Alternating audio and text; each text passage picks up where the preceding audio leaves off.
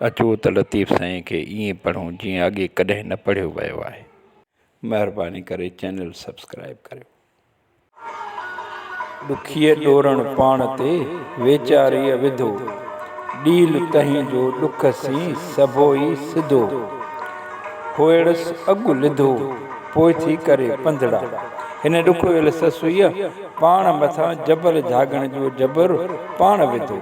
संदसि जिस्म ॾुखनि सां हिरी मिरी वियो।